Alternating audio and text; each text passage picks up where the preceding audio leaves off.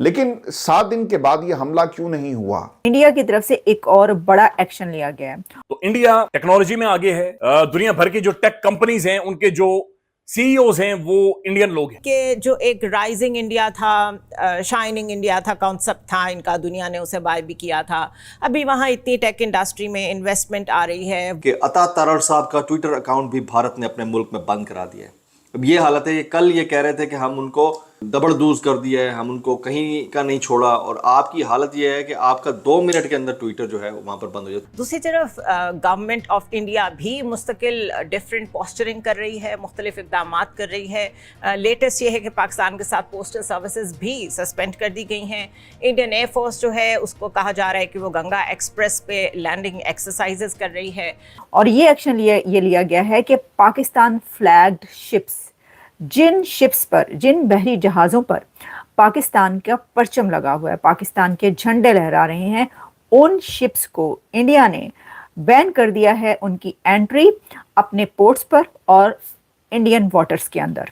Hello दोस्तों, नमस्कार। राज समाचार में आप सभी का स्वागत है। दोस्तों भारत के हमले से खौफ में बैठे पाकिस्तानियों पर भारत एक के बाद एक ऐसी स्ट्राइक करता जा रहा है जिससे अब पाकिस्तान की चिंताएं बढ़ती जा रही है। दोस्तों भारत ने पाकिस्तान पर इतने बैन लगा दिए हैं जिसके बारे में पाकिस्तान ने सपने में भी कल्पना नहीं की थी। भारत से हमेशा जंग के हालात में अपना हवाई एयर स्पेस बंद कर देने वाले पाकिस्तान को इस बार भारत ने जितना तगड़ा झटका दिया है उसे देख आज पूरा पाकिस्तान हिला हुआ है। भारत ने पाकिस्तान पर पानी से लेकर अनाज तक, टमाटर से लेकर दवाइयों तक बैन लगा दिया है। साथ ही भारत सरकार ने अपने समुद्र से गुजरने वाले पाकिस्तानी जहाजों पर भी बैन लगाकर पाकिस्तान को बहुत बड़ी इकोनॉमिक चोट दी है। तो दोस्तों आइए देखते हैं भारत सरकार की पाकिस्तान पर इतने सारे बैन लगाने पर बौखलाए पाक मीडिया की एक और लेटेस्ट वीडियो। तो जहां पहले ट्रेड को बैन किया, फिर यूट्यूब चैनल्स बैन किए गए। सो जो भी की रोल प्ले कर सकता है उसको बीच में आना चाहिए। यूएस को अपना रोल प्ले करना चाहिए, चाइना ऑलरेडी अपना रोल प्ले कर रहा है। जेडी वैंस ने जो फॉक्स न्यूज़ को इंटरव्यू दिया है उसमें उन्होंने एक अजीब सी बात की है, मेरे ख्याल है, जिस पे हमें बहुत शोर मचाने की ज़रूरत थी। इसको बहुत ज़्यादा इसकी तरदीद करने की ज़रूरत थी और इस पर क्वेश्चन करने की ज़रूरत थी कि आप ये बात भी कैसे कर सकते हैं। उन्होंने कहा है कि our hope here is that India responds to this terrorist attack in a way that doesn't lead to a broader regional conflict. यहाँ तक तो बात समझ में आती है।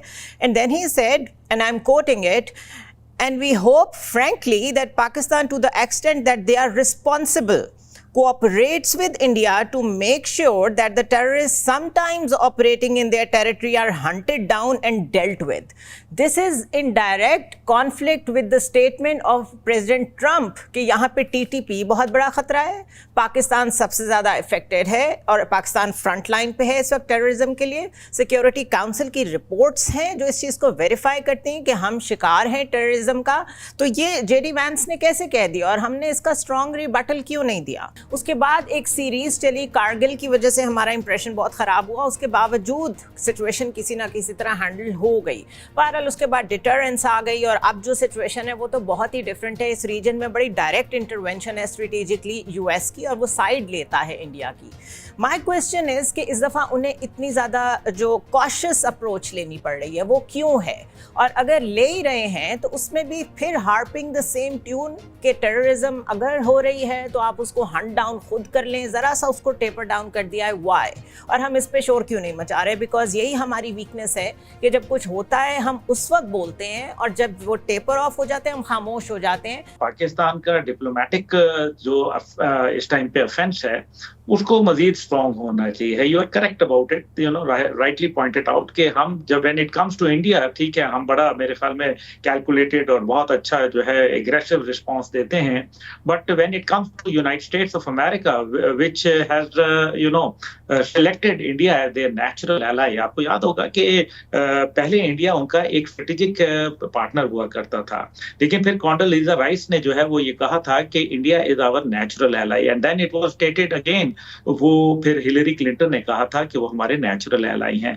अब इंडिया ने स्ट्रेटेजी पाकिस्तान के हवाले से तो अब अमेरिका ने तब्दील कर दी भी है, लेकिन इंडिया के साथ उनकी कोऑपरेशन जो है वो जारी है। जहां तक ताल्लुक है जेडी वेंस का, तो जाहिर है he is being influenced also by his wife, हम देख भी रहे हैं। लेकिन जेडी वेंस जो है वो वहां मौजूद थे। ही शुड हैव सेड कि जी हम एक इंक्वायरी पाकिस्तान जो है वो कह रहे हैं, तो फिर हमें उसको समझना चाहिए।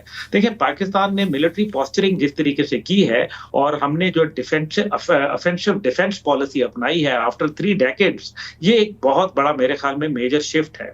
और जो दूसरा इसके अंदर अहम नुकता है कि वो हमारी अपनी जो फॉरेन ऑफिस है, it should also go offensive. अगर हम ऑफेंसिव नहीं जाएंगे तो फिर वो बार बार ये एक ही बात कर रहे हैं कि give a face to India for face saving जो है वो उनकी कहीं हो जाए, तो उनका जो है कोई गुस्सा ठंडा हो जाए, ताकि दुनिया में, आपको याद होगा कि when the Kargil thing happened, तो उस टाइम पे भी सेंटकॉम का कमांडर पाकिस्तान आया था और you know the Indian forces, 2 of the divisions, India के ये जो ख्वाब हैं ये अभी तक जो है वो जारी और सारी हैं।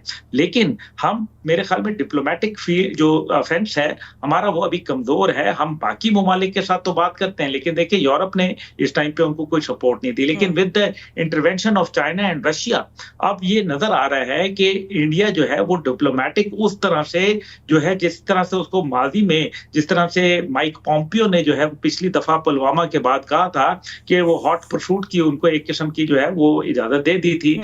ब्रिगेडियर हारिस, आप जेडी वैंस की इस स्टेटमेंट को कैसे देख रहे हैं? क्या ये लिप सर्विस दी गई है? क्योंकि इन्फ्लुएंस कह लें कि इन्फ्लुएंस है ऑफ कोर्स वहाँ पे इस वक्त, जो पूरी कैबिनेट समझ लें आप उनकी है डोनाल्ड ट्रंप की, उसमें इंडियन इन्फ्लुएंस बहुत ज़्यादा है।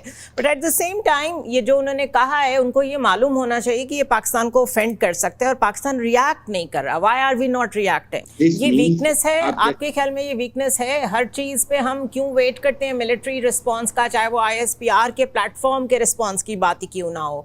क्यों डिप्लोमेटिकली हम ऑफेंसिव नहीं हो पाते, या वजीर खारजा क्यों नहीं बोल रहे? ठीक है, आपने सलामती काउंसिल को खत लिख दिया है, बट यही तो हमारी कमजोरियां हैं जो फिर बाद में हमारे सामने आती हैं। Foreign deputy foreign prime minister, who is the foreign minister also, this is his prime responsibility. He cannot be apologetic.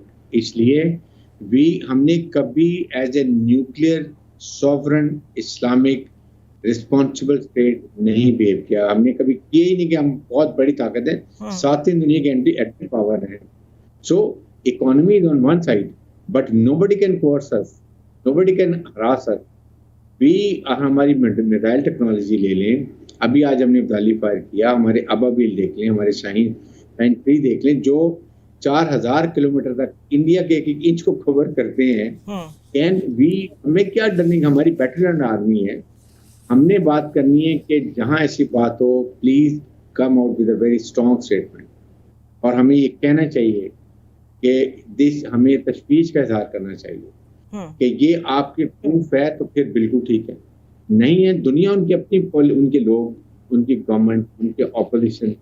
और थर्ड नॉर्थ कमांडर ने खुद कह दिया कि जी गलत है और उसको सैक कर दिया। डिप्टी चीफ आर्मी स्टाफ को सैक कर दिया, इंटेलिजेंस DG को सैक कर दिया।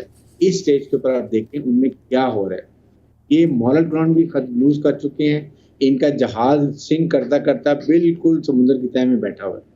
अब अमेरिकन कितना उठाना चाहते हैं सोच लें, बिकॉज हमने रिएक्शन इस दफा बहुत सख्त देना है।